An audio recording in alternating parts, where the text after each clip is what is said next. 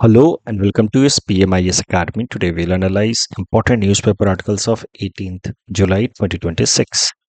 Please note you can download the PDF version of today's newspaper analysis by clicking the link given in the comment section.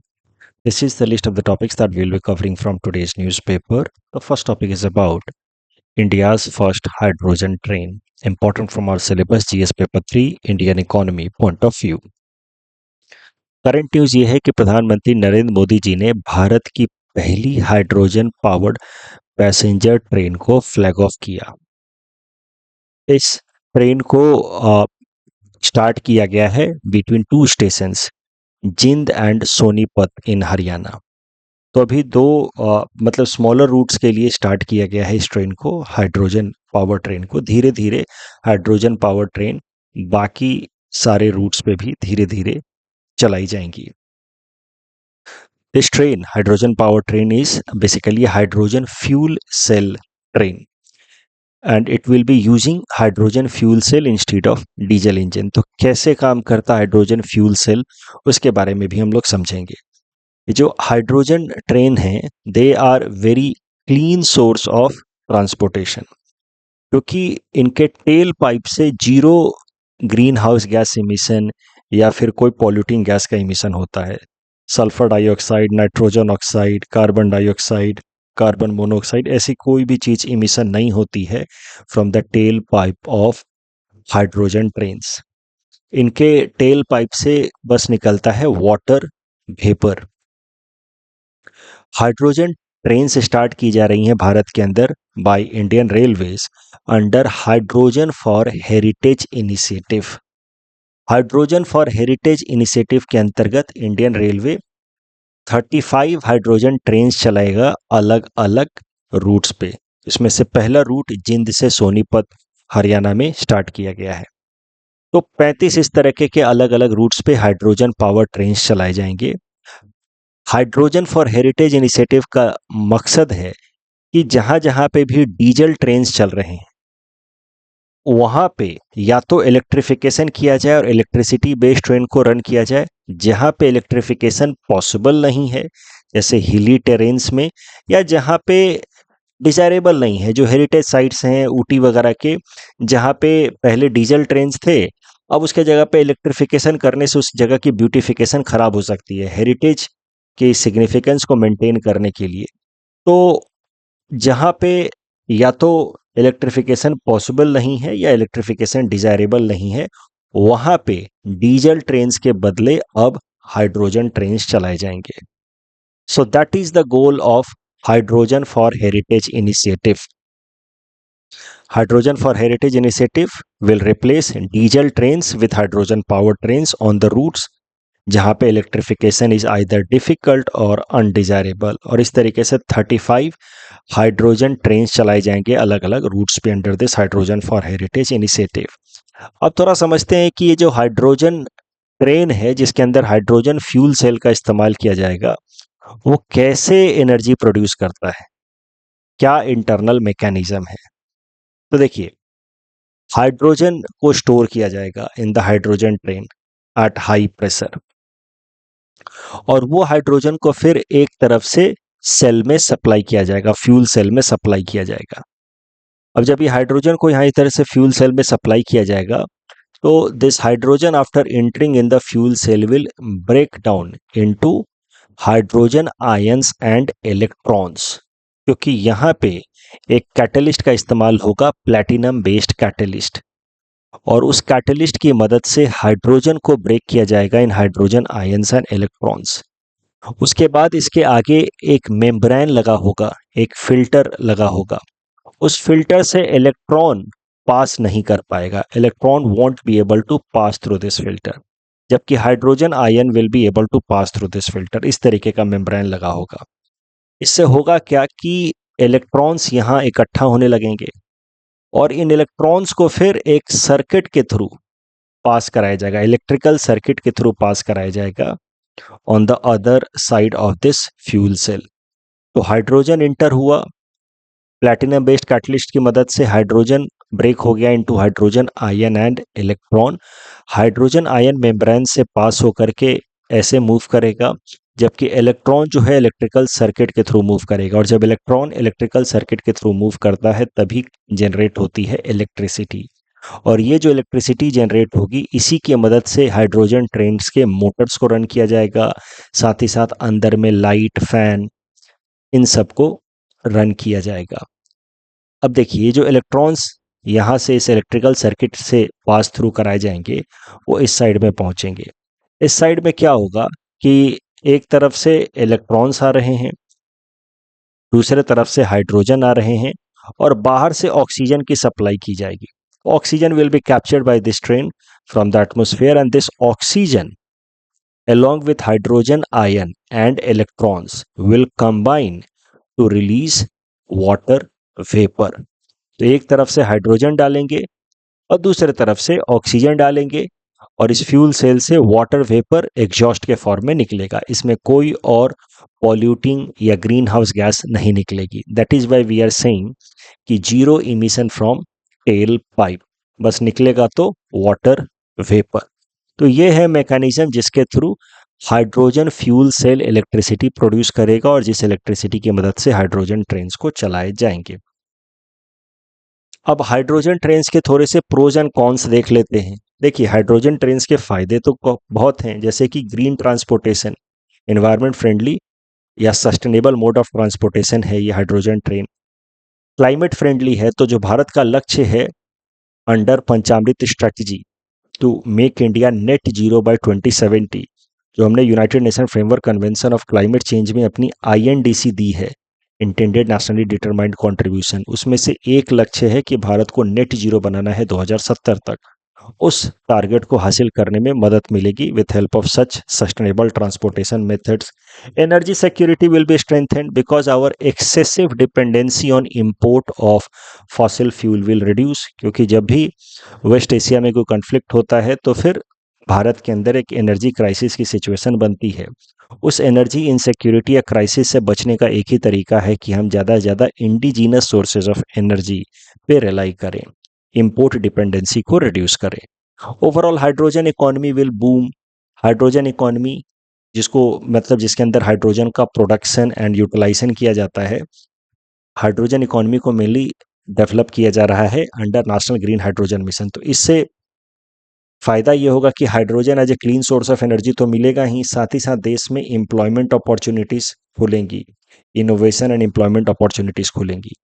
तो ये सब तमाम फायदे हैं अगर हाइड्रोजन ट्रेन चलाए जाए तो, क्योंकि अब हाइड्रोजन ट्रेन चलाए जाएंगे तो हाइड्रोजन प्लांट्स भी तो लगाने होंगे। हाइड्रोजन प्लांट्स लगाने के लिए फिर वहां पे एम्प्लॉयमेंट जनरेशन भी तो करना होगा। तो इस तरीके से ये सब फायदे हैं। Overall there will be boom in hydrogen economy and new sector will come up. But there are of course challenges associated with hydrogen trains या overall hydrogen economy. That is high cost. Hydrogen train चलाने के लिए hydrogen fuel cell चाहिए होता है, साथ ही साथ ग्रीन हाइड्रोजन प्रोड्यूस करना होगा। अगर हमें इंश्योर करना है कि overall hydrogen train environment friendly रहें, तो हाइड्रोजन का प्रोडक्शन मेथड भी हमें इन्वायरमेंट फ्रेंडली या ग्रीन हाइड्रोजन को प्रोड्यूस करना होगा। आई होप आपको प्रीलिम्स के टाइम से रिवीजन का जो कॉन्सेप्ट था, ग्रीन हाइड्रोजन, ग्रे हाइड्रोजन, ये सब कॉन्सेप्ट याद हैं। तो ग्रीन हाइड्रोजन में बेसिकली वाटर की इलेक्ट्रोलाइसिस करा करके हाइड्रोजन को प्रोड्यूस किया जाता है, जिस कारण से कोई भी ग्रीन हाउस गैस जैसे कि CO2 एटमॉस्फेयर में रिलीज नहीं होता है। तो green hydrogen production along with hydrogen fuel cell का production requires initial high investment या कॉस्ट। स्टोरेज चैलेंज है, हाइड्रोजन को या तो बहुत हाई प्रेशर पे स्टोर करना होगा या तो वेरी लो टेम्परेचर पे स्टोर करना होगा। ये दोनों ही अपने आप में चैलेंज है। इंफ्रास्ट्रक्चर कमजोर है अभी भी हाइड्रोजन प्रोडक्शन को लेकर के। मान लीजिए हमने ट्रेनें तो चला दी, लेकिन उसी हिसाब से कॉमेंसुरेट तरीके से हम अगर हाइड्रोजन प्रोडक्शन नहीं करेंगे तो ऐसी ट्रेनें फिर ज़्यादा दिन तक चल नहीं पाएंगी, इनको रोक देना पड़ेगा। तो supporting infrastructure also needs to be develop, and there is a safety concern also with respect to hydrogen train, since hydrogen is an inflammable, highly inflammable gas. तो अगर ये लीक होता है तो फिर एक्सीडेंट्स हो सकते हैं। तो इस कारण से हाइड्रोजन ट्रेन में हर एक कंपार्टमेंट में लीक डिटेक्टर्स लगाए गए हैं। बट सेफ्टी कंसर्न्स है because of hydrogen as a gas being used as a fuel। इस टॉपिक डिस्कशन के बेसिस पे ये दो प्रीलिम्स प्रैक्टिस क्वेश्चन हैं। Please attempt these questions and submit the answer in the comment section.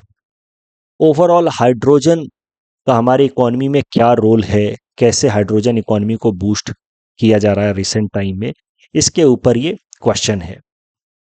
Hydrogen economy का ये जो question है, इसको आंसर करने से पहले मैं आपको सजेस्ट करूंगा कि जो करंट अफेयर्स रिवीजन मैंने आप लोगों को कराया है, उसमें टॉपिक नंबर 518 जाकर के एक बार रिवाइज कर लीजिए। वहाँ पे मैंने नेशनल ग्रीन हाइड्रोजन मिशन, उसके लक्ष्य क्या हैं, साथ ही साथ उसके अंतर्गत क्या क्या इनिशिएटिव्स लाए जा रहे हैं, वो सब डिस्कस किया है। तो वहाँ से ग्रीन हाइड्रोजन मिशन देख लीजिए, और आज में के डिस्कशन से हाइड्रोजन ट्रेन के बारे में देख लिया।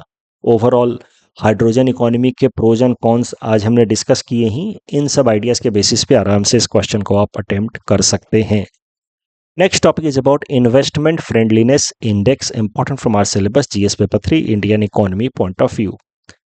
नीति आयोग ने रिलीज किया है इन्वेस्टमेंट फ्रेंडलीनेस इंडेक्स। इस इंडेक्स की मदद से भारत के 28 स्टेट्स और 8 यूनियन टेरिटरीज को स्कोर दिया गया है और उसके बेसिस पे उनको रैंक दिया गया है as far as their investment friendliness ecosystem is concern, कि अलग अलग स्टेट्स और यूनियन टेरिटरी में कितना बढ़िया इकोसिस्टम है टू सपोर्ट एन इन्वेस्टर या to invite to attract an investment in the state. उसको लेकर के इकोसिस्टम कितना बढ़िया है स्टेट या यूनियन टेरिटरी के अंदर, उसके बेसिस पे स्कोर और रैंक दिया जाएगा in this investment friendliness index. Investment friendliness index release किया जाएगा, ऐसा अनाउंसमेंट पिछले साल के बजट में किया गया था। और इन्वेस्टमेंट फ्रेंडलीनेस इंडेक्स को लेकर के पहली बार चर्चा हुई थी 9th governing council of NITI Aayog की, that was chaired by prime minister Narendra Modi ji in 2024। तो सबसे पहले 2024 में 9th governing council of NITI आयोग में ये चर्चा हुई कि हमें एक इन्वेस्टमेंट फ्रेंडलीनेस इंडेक्स पब्लिश करना चाहिए। फिर बजट 2025-26 में इस बात को फाइनेंस मिनिस्टर जी ने दोहराया, और अब NITI Aayog has started publishing investment friendliness index.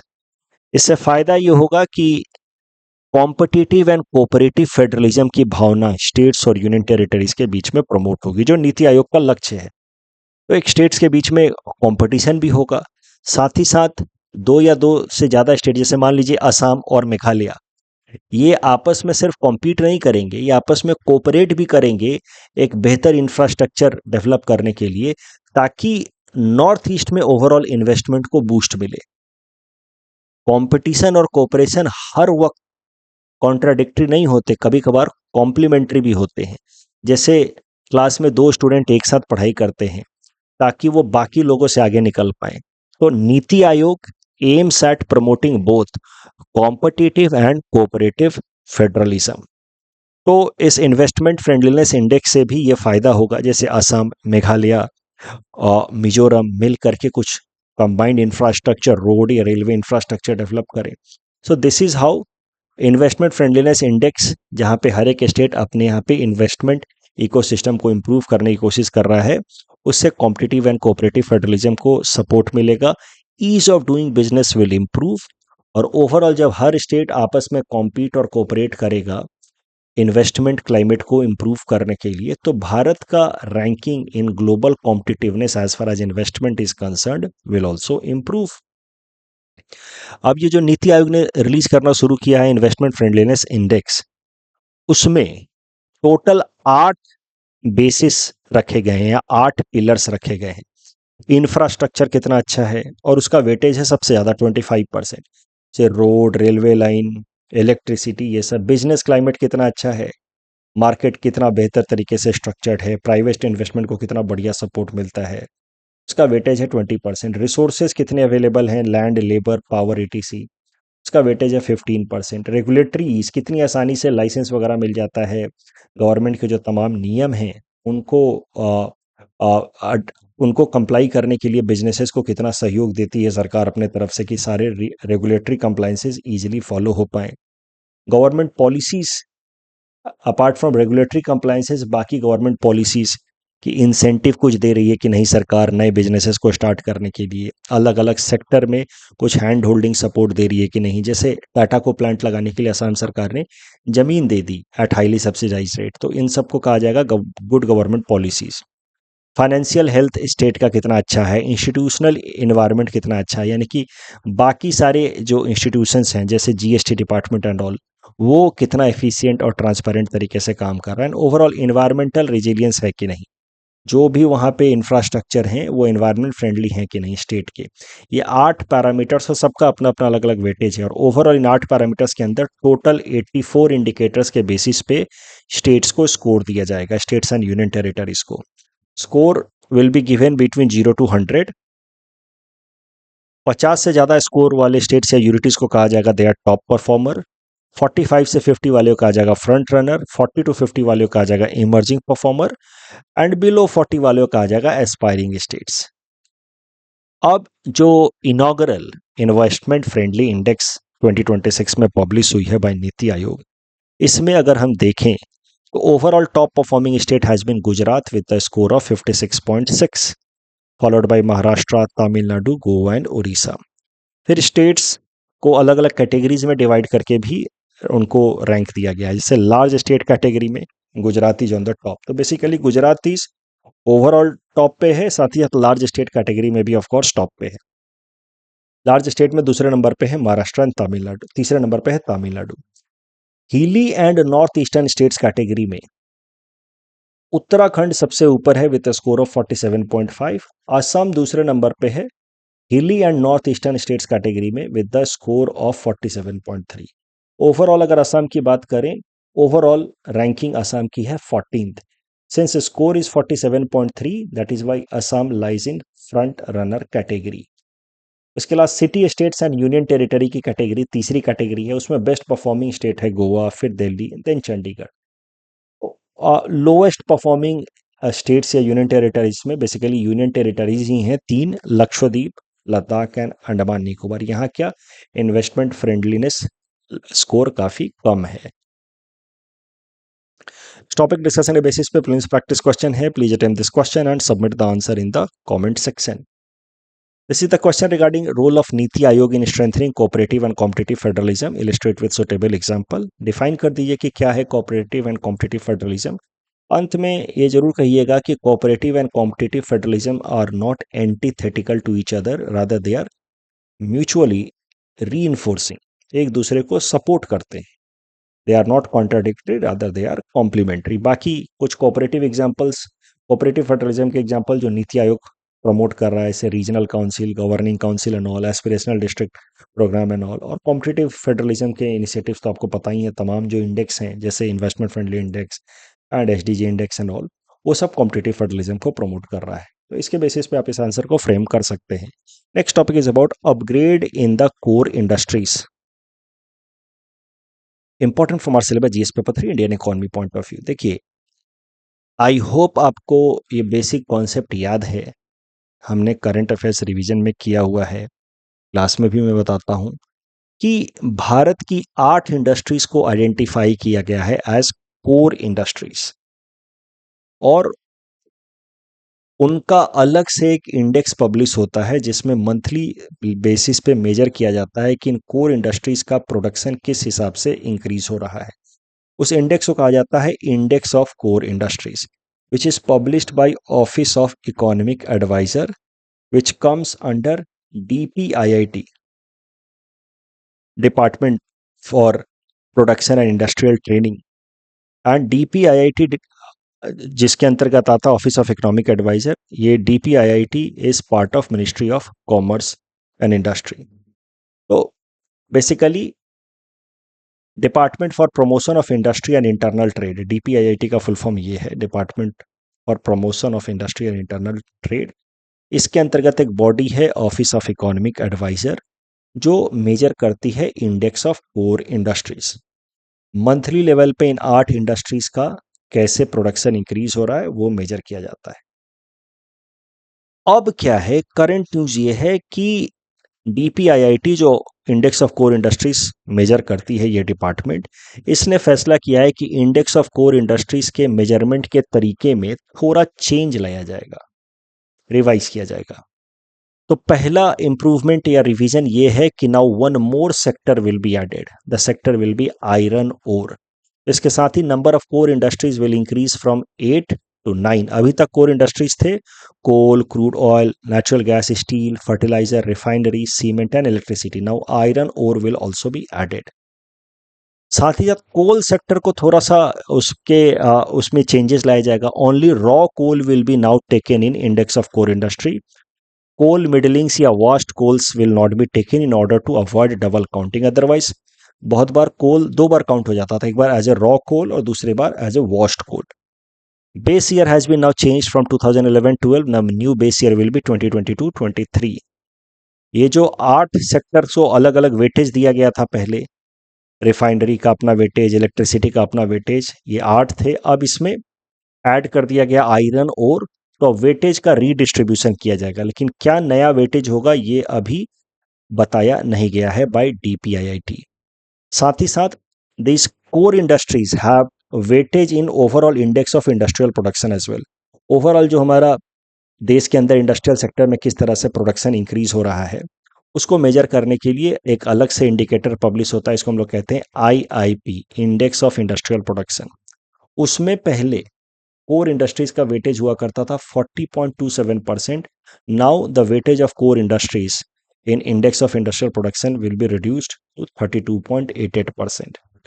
Steel sector में भी थोड़ा बदलाव किया जा रहा है. स्टील सेक्टर जो पहले से कोर सेक्टर का हिस्सा था उसमें gross production data will be taken, ना कि नेट प्रोडक्शन डेटा. ये चेंज लाया जा रहा है स्टील सेक्टर में ताकि आईआईपी के साथ कंसिस्टेंसी बनी रहे. आईआईपी मेजर करते वक्त भी स्टील सेक्टर का ग्रॉस प्रोडक्शन डेटा लिया जाता है, तो इंडेक्स ऑफ कोर इंडस्ट्री में भी अब स्टील सेक्टर का ग्रॉस प्रोडक्शन डेटा लिया जाएगा. देखिए जीएस पेपर 3 मेंस के अंदर सीधा सीधा प्रश्न बन सकता है कि इंडेक्स ऑफ कोर इंडस्ट्रीज में रिसेंटली उसके मेजरमेंट में क्या बदलाव किए गए हैं. अभी मैंने चूंकि सिर्फ 2 ही मेंस प्रैक्टिस क्वेश्चन देने का फैसला किया है इसलिए 2 क्वेश्चन ही दिए हैं, लेकिन इस टॉपिक पे मेंस में एक सवाल सीधा सीधा बन सकता है. इस टॉपिक डिस्कशन बेसिस पे प्रीलिम्स प्रैक्टिस क्वेश्चन है. Please attempt this question and submit the answer in the comment section. अभी तक तो ये 8 सेक्टर ही थे, उनका ये वेटेज था, उसके बेसिस पे क्वेश्चन है. Next topic is about Falkland banner controversy. Prelims perspective से देख लीजिए एक बार. देखिए फॉकलैंड आइलैंड जो है यहाँ अटलांटिक ओशन में लोकेटेड है, in the southern region of Atlantic ocean off the coast of Argentina. जो फॉकलैंड आइलैंड है, ब्रिटिशर्स इसको फॉकलैंड आइलैंड कहते हैं, अर्जेंटीनियन इसको अपनी भाषा में आइस्लास मालविनास कहते हैं. ये डिस्प्यूटेड है बिटवीन अर्जेंटीना एंड ब्रिटेन.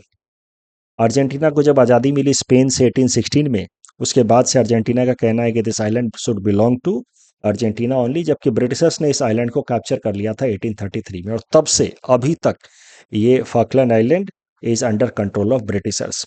बीच में एक बार 1982 में ब्रिटेन और अर्जेंटीना के बीच में लड़ाई भी हुई बिकॉज ऑफ फॉकलैंड आइलैंड, जिसमें 900 से भी ज़्यादा सोल्जर्स मारे गए. 2013 में एक रेफरेंडम भी कराया गया था फॉकलैंड आइलैंड के रेजिडेंट्स के बीच में, और उस रेफरेंडम में उन्होंने फैसला किया वहाँ के रेजिडेंट्स ने कि they want to remain part of British as a British overseas territory. They want to continue as a territory of British as British overseas territory.